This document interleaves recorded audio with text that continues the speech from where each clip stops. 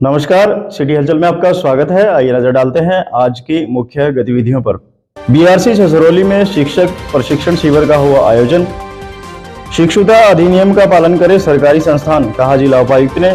समाजसेवी भूषण कालड़ा द्वारा गुरु पूर्णिमा पर्व धूमधाम से मनाया गया। शिक्षा मंत्री ने जनता की समस्याएं सुनी, मौके पर किया समाधान। नगर निगम फाइनेंस कमेटी की बैठक का हुआ आयोजन, लिए गए महत्वपूर्ण निर्णय। ब्लॉक शिक्षा अधिकारी डॉक्टर रमेश शास्त्री ने मीडिया से की विशेष वार्ता। कांवड़ी यात्रा के दौरान जनता व श्रद्धालु पुलिस का सहयोग करें, कहा पुलिस अधीक्षक ने। मेरा पानी मेरी विरासत योजना के अनुरूप कृषि कर रहे हैं जिले के किसान। श्री गणेश एंटरटेनमेंट सोसाइटी द्वारा मोहम्मद रफी की याद में कार्यक्रम का हुआ आयोजन।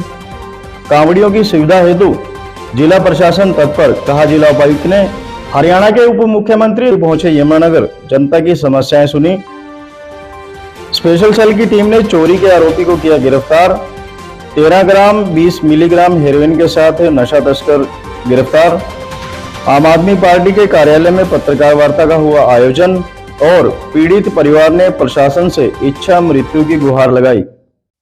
और अब गतिविधियां विस्तार से। नई शिक्षा नीति 2020 पर आधारित बीआरसी छछरौली में निपुण हरियाणा मिशन के अंतर्गत मूलभूत शिक्षा एवं संख्यात्मक ज्ञान प्रशिक्षण कार्यक्रम का आयोजन 1 जून से 7 जुलाई तक किया गया। खंड छछरौली में आयोजित इस कार्यक्रम की अध्यक्षता खंड शिक्षा अधिकारी डॉक्टर रमेश शास्त्री द्वारा की गई। इस दौरान 500 से अधिक प्राथमिक शिक्षकों को प्रशिक्षण दिया गया। कार्यक्रम के समापन अवसर पर मुख्य अतिथि भाजपा के वरिष्ठ नेता राकेश त्यागी, सुरेंद्र शर्मा एवं संजय बख्शी ने शिक्षकों को प्रशिक्षण प्रमाण पत्र देकर सम्मानित किया। नई शिक्षा नीति 2020 पर आधारित बीआरसी छछरौली में निपुण हरियाणा मिशन के अंतर्गत मूलभूत शिक्षा एवं संख्यात्मक ज्ञान प्रशिक्षण कार्यक्रम का आयोजन किया गया। यह कार्यक्रम 1 जून से लेकर 7 जुलाई तक चलाया गया, जिसमें प्राइमरी स्कूलों के शिक्षकों को प्रशिक्षण प्रदान किया गया। इस बारे में जानकारी देते हुए खंड शिक्षा अधिकारी डॉक्टर रमेश शास्त्री ने बताया कि इस ट्रेनिंग प्रोग्राम के अंतर्गत छछरौली खंड के लगभग 500 प्राइमरी टीचर्स ने भाग लिया, जिन्हें मूलभूत शिक्षा एवं संख्यात्मक ज्ञान के प्रति मास्टर्स ट्रेनर्स द्वारा प्रशिक्षण दिया गया। प्रशिक्षण शिविर के समापन अवसर पर एक विशेष समारोह का आयोजन किया गया, जिसमें प्रशिक्षण प्राप्त कर रहे शिक्षकों को प्रमाण पत्र देकर सम्मानित किया गया। इस अवसर पर मुख्य अतिथि के रूप में भाजपा के वरिष्ठ नेता एवं कष्ट निवारण समिति के सदस्य राकेश त्यागी उपस्थित रहे तथा उनके साथ भाजपा नेता एवं वार्ड नंबर 10 के पार्षद सुरेंद्र शर्मा, भाजपा युवा नेता संजय बख्शी मौजूद रहे। मौके पर संबोधित करते हुए खंड शिक्षा अधिकारी डॉक्टर रमेश शास्त्री ने बताया कि निपुण हरियाणा मिशन के अंतर्गत यह ट्रेनिंग प्रोग्राम पूरे जिले के सभी खंडों में चलाया गया था, जिसके अंतर्गत बच्चों को प्राथमिक शिक्षा प्रदान कर रहे शिक्षकों को नई शिक्षा प्रणाली के लिए तैयार किया गया तथा शिक्षा के सरल पहलू से अवगत करवाया गया। इस कार्यक्रम में गीत संगीत, कविताओं तथा खेल के माध्यम से बच्चों को बेहतर शिक्षा दी जाएगी। शास्त्री ने बताया कि नई शिक्षा प्रणाली के माध्यम से जहां बच्चों का सर्वांगीण विकास होगा, वहीं स्वस्थ व सशक्त राष्ट्र निर्माण में सहायक सिद्ध होगी। कार्यक्रम के मुख्य अतिथि राकेश त्यागी ने उपस्थित शिक्षकों को संबोधित करते हुए कहा कि नई शिक्षा नीति 2020 के अंतर्गत एफएनएल ट्रेनिंग प्रोग्राम के पश्चात निश्चित रूप से बच्चों की मानसिकता में सकारात्मक परिवर्तन आएगा। त्यागी ने कहा कि यह प्रणाली विद्यार्थियों लिए वरदान साबित होने वाली है। उन्होंने कहा कि भारत के यशस्वी प्रधानमंत्री नरेंद्र मोदी के कुशल नेतृत्व में देश नीति नई प्रगति की ओर अग्रसर है तथा वह दिन दूर नहीं जब भारत विश्व गुरु बनकर उभरेगा। रमेश शास्त्री ने इस कार्यक्रम की तकनीकी जानकारी देते हुए बताया कि इस ट्रेनिंग प्रोग्राम में आए हुए शिक्षकों को नई शिक्षा नीति 2020 के अंतर्गत शिक्षा प्रणाली में किए गए सभी प्रकार के बदलाव से अवगत करवाया जा रहा है, ताकि बच्चों को सरल व मनोरंजन से परिपूर्ण शिक्षा प्रदान की जा सके। हरियाणा शिक्षा मंत्री कंवरपाल गुर्जर ने बताया कि उन्होंने अपने कार्यालय में लोगों की समस्याओं को सुना और मौके पर समाधान करने के निर्देश जारी किए। कंवरपाल ने कहा कि जनता की समस्याओं का समाधान करना उनकी प्राथमिकता रहती है। हरियाणा भाजपा सरकार में स्कूल शिक्षा मंत्री कंवरपाल ने अपने जगाधरी विधानसभा क्षेत्र के अंतर्गत गांव सलेमपुर बांगर, गनौली, बहादुरपुर में पहुंचकर नागरिकों की समस्याएं सुनते हुए नागरिकों द्वारा बताई गई समस्याओं का फोन के माध्यम से अधिकारियों को निर्देशित करते हुए समाधान किया। उन्होंने कहा कि जनता की समस्याओं का प्राथमिकता के आधार पर समाधान किया जा रहा है। वह अपने क्षेत्र की जनता के बीच हर समय रहते हैं। पूरे जगाधरी विधानसभा क्षेत्र में हजारों करोड़ रुपए की लागत से विकास कार्य करवाए जा रहे हैं। उन्होंने कहा कि भारत देश की जनता के प्रधानमंत्री नरेंद्र मोदी ने आमजन से आह्वान किया है कि वे मोटे अनाज यानी मिलेट्स को अपनी डाइट में शामिल करें। मिलेट्स यानी मोटा अनाज सेहत के लिए बहुत फायदेमंद होते हैं। भोजन में मोटे अनाज का अपना अलग महत्व है। जैसे बाजरा कैल्शियम से भरा होता है, ज्वार में पोटेशियम और फास्फोरस होता है और कंगनी में फाइबर होता है, जबकि कोदो आयरन से भरपूर होता है। इसलिए हमें सभी तरह के मिलेट्स खाते रहना चाहिए। स्कूल शिक्षा मंत्री चौधरी कंवरपाल ने बताया कि केंद्र भाजपा सरकार के प्रस्ताव को स्वीकार करते हुए संयुक्त राष्ट्र महासभा ने वर्ष 2023 को अंतर्राष्ट्रीय पोषक अनाज वर्ष के रूप में मनाने का निर्णय लिया है। संयुक्त राष्ट्र महासभा द्वारा की गई घोषणा के अनुसार वर्ष 2023 अंतर्राष्ट्रीय मिलेट्स वर्ष के रूप में मनाया जा रहा है। केंद्र सरकार का उद्देश्य लोगों को मिलेट्स के बारे में ज्यादा से ज्यादा जागरूक करना है, ताकि हर देश इलाके के लोग इसे अपनी डाइट में शामिल करें और मिलेट्स के लिए किसानों को अच्छा बाजार और अच्छे दाम मिल सके। मिलेट्स गेहूं और मक्का की तुलना में पोषक तत्वों से भरपूर होते हैं और ग्लूटेन फ्री भी होते हैं। इनका ग्लाइसेमिक इंडेक्स कम होता है। इनमें उच्च मात्रा में डाइटरी फाइबर, सभी आवश्यक अमीनो एसिड, विटामिन और मिनरल्स के साथ प्रोटीन भी होता है और इसके कारण ये ब्लड ग्लूकोज लेवल को मेंटेन करते हैं। मिलेट्स खाने से वजन कम करने में मदद मिलती है। मिलेट्स एंटीऑक्सीडेंट्स का अच्छा स्रोत है, जिसमें बीटा-ग्लुकेन्स, फ्लेवोनॉइड्स, एंथोसाइनिडिन, टैनिन, लिग्नन्स और पोलिकोसेनोल शामिल है। ये एंटीऑक्सीडेंट एलडीएल कोलेस्ट्रॉल को कम करने में महत्वपूर्ण भूमिका निभाते हैं और आर्टरीज को स्वस्थ बनाए रखने में मदद करते हैं। मिलेट्स में अच्छी मात्रा में डाइटरी फाइबर होने से डाइजेस्टिव सिस्टम अच्छा होता है। नगर निगम फाइनेंस कमेटी की बैठक का आयोजन किया गया। बैठक की अध्यक्षता मेयर मदन चौहान द्वारा की गई। बैठक के उपरांत निगम क्षेत्र में 40 करोड़ रुपयों की लागत से होने वाले विकास कार्यों की स्वीकृति प्रदान की गई। नगर निगम फाइनेंस कमेटी की बैठक शुक्रवार को कन्हैया साहिब चौक स्थित निगम कार्यालय में मेयर मदन चौहान की अध्यक्षता में हुई।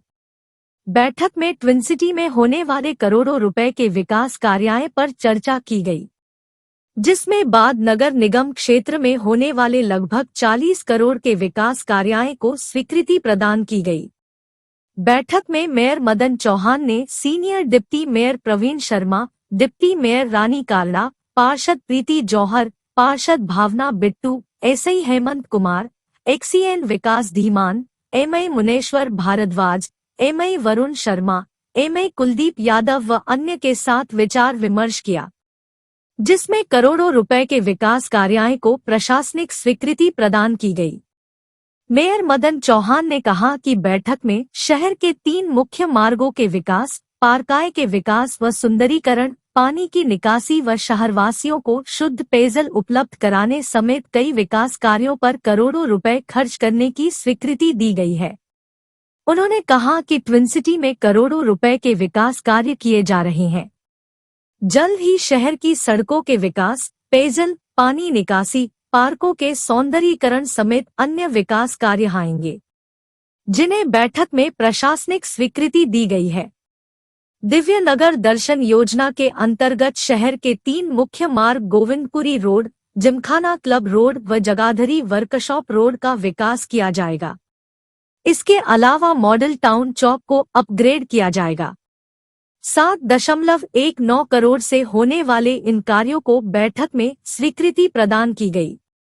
इसमें 2.25 करोड़ से जिमखाना क्लब रोड, 3.78 करोड़ से शहीद भगत सिंह चौक से महाराणा प्रताप चौक तक वर्कशॉप रोड व 81 लाख की लागत से मधु चौक से कन्हैया साहिब चौक तक गोविंदपुरी रोड का सौंदर्यीकरण किया जाएगा।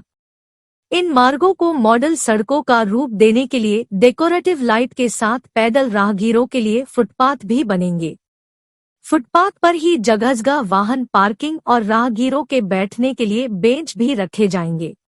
ब्लॉक शिक्षा अधिकारी डॉक्टर रमेश शास्त्री ने मीडिया से बात करते हुए बताया कि भारत सरकार की नई शिक्षा नीति बच्चों के लिए वरदान साबित होगी। डॉक्टर शास्त्री ने कहा कि शिक्षा प्रणाली में ऐतिहासिक परिवर्तन करने के उद्देश्य से प्राथमिक शिक्षा प्रदान कर रहे शिक्षकों को तैयार किया जा रहा है। खंड शिक्षा अधिकारी डॉक्टर रमेश शास्त्री ने मीडिया से एक विशेष बातचीत के दौरान बताया कि भारत सरकार द्वारा नई शिक्षा नीति 2020 के अंतर्गत शिक्षा प्रणाली में ऐतिहासिक परिवर्तन किए गए हैं। उन्होंने बताया कि इस नई शिक्षा प्रणाली से जहां विद्यार्थियों के जीवन में परिवर्तन आएगा, वहीं शिक्षा प्रदान करने वाले शिक्षक को भी गर्व की अनुभूति होगी। डॉक्टर शास्त्री ने कहा कि भारत के यशस्वी प्रधानमंत्री नरेंद्र मोदी के कुशल नेतृत्व में देश नित नई प्रगति की ओर अग्रसर है और शिक्षा व्यवस्था की दृष्टि से भविष्य में भारत विश्व गुरु बनकर उभरेगा। पुलिस अधीक्षक मोहित हांडा ने जानकारी देते हुए बताया कि कांवड़ यात्रा के दौरान श्रद्धालुओं एवं आम जनता को किसी प्रकार की समस्या न आए, इसके लिए जिला पुलिस की ओर से पर्याप्त पुलिस बल तैनात किया गया है। उन्होंने आमजन का आह्वान करते हुए कहा कि इस दौरान पुलिस कर्मियों का सहयोग करें। पुलिस अधीक्षक बताया कि कांवड़ यात्रा के दौरान श्रद्धालुओं को किसी भी तरह की समस्या न हो, इसके लिए पर्याप्त पुलिस बल लगाया गया है। पुलिस बल के साथ साथ स्वयंसेवक भी ड्यूटी करेंगे। जिले में कांवड़ यात्रा के मद्देनजर पुलिस विभाग अलर्ट है। प्रमुख मार्गों पर पुलिस कर्मियों की ड्यूटी लगाई है। कांवड़ यात्रा के दौरान भांग व नशा करने और मौजमस्ती में शोर मचाने वालों पर पुलिस को विशेष ध्यान रखने व यातायात बाधित न होने देने के संबंध में निर्देश दिए हैं। संवेदनशील क्षेत्र में पुलिस का भ्रमण रहेगा। कोई भी दुर्घटना न हो, इसके लिए नदी, नहर, सड़कों पर साइन बोर्ड लगाए जाएंगे। रास्ते में पड़ने वाले नदी नहरों में नहाना मना रहेगा ताकि कोई अनहोनी घटना ना हो। स्पीड लिमिट साइन भी लगाए जाएंगे।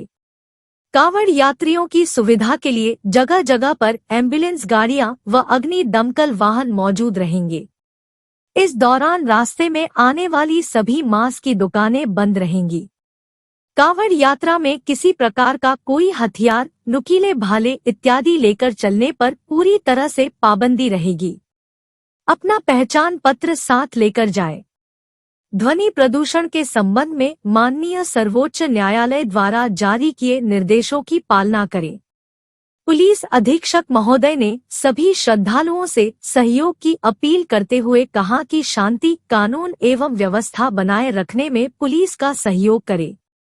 जिले में कांवड़ियों की सेवा व विश्राम करने के लिए यात्रा के दौरान विभिन्न संस्थाओं व श्रद्धालुओं द्वारा विभिन्न स्थानों पर शिविर लगाए जाते हैं। प्रशासन से अनुमति लेकर शिविर लगाएं और निर्धारित किए नियमों की पालना करें।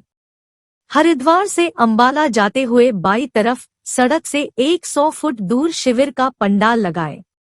शिविर में पब्लिक एड्रेस सिस्टम होने चाहिए। पार्किंग व्यवस्था भी सड़क से दूर रखनी होगी, साथ ही बैरिकेडिंग करवाएं। पंडाल पर पर्याप्त सीसीटीवी कैमरे लगवाएं। महिलाओं व पुरुषों के लिए अलग अलग शौचालय की व्यवस्था करें।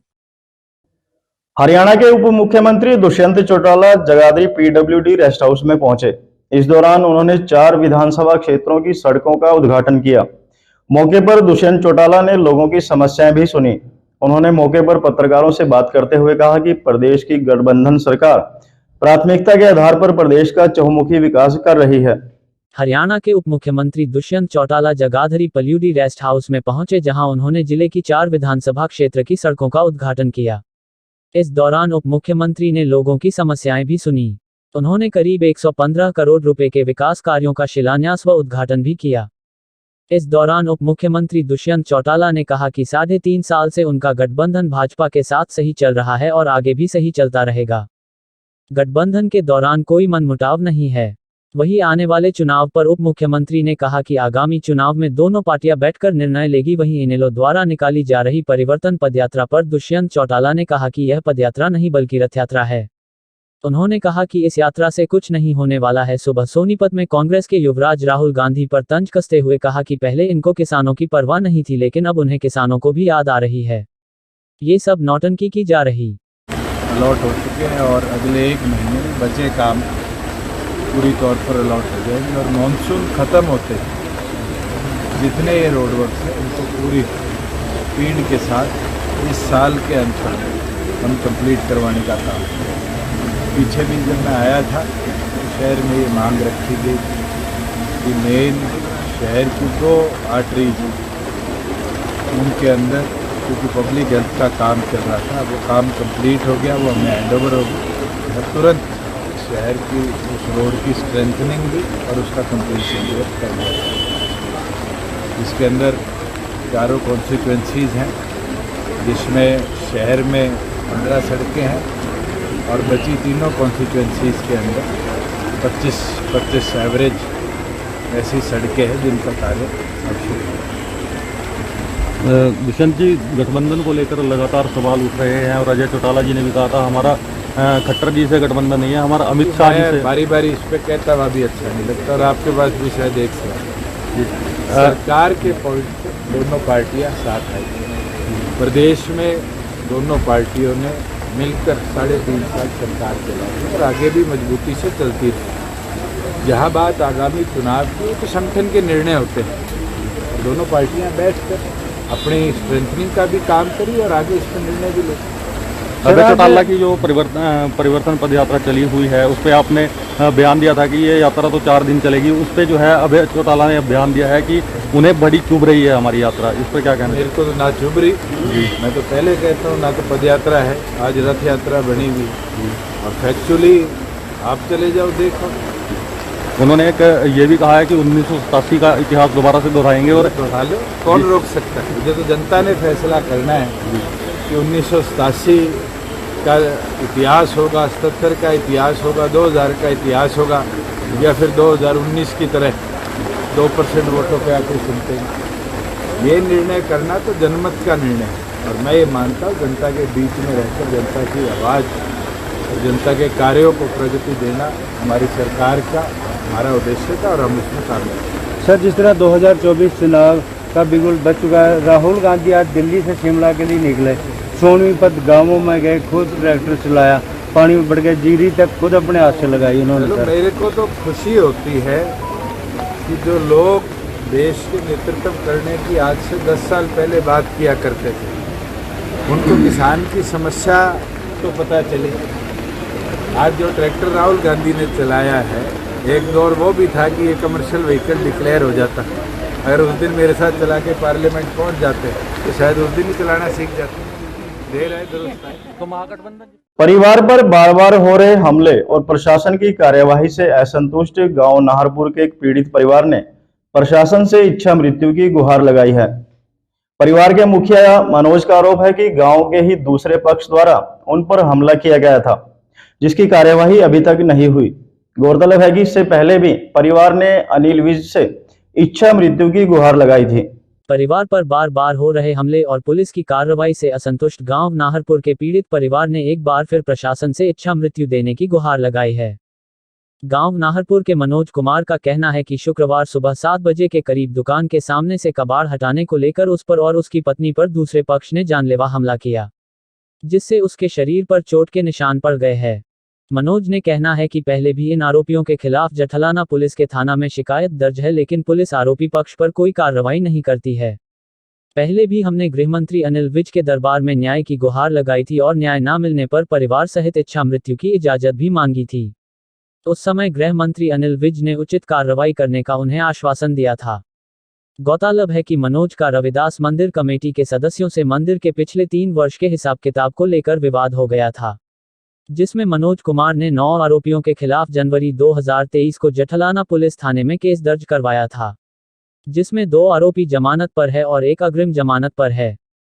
वहीं अन्य 6 आरोपी बाहर है।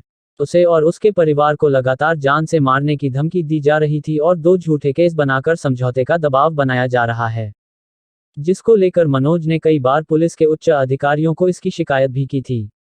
पुलिस से न्याय न मिलने के चलते मनोज ने परिवार सहित गृहमंत्री अनिल विज के दरबार में न्याय की गुहार लगाई और जल्द न्याय न मिलने पर परिवार ने गृहमंत्री से इच्छा मृत्यु की इजाजत मांगी थी।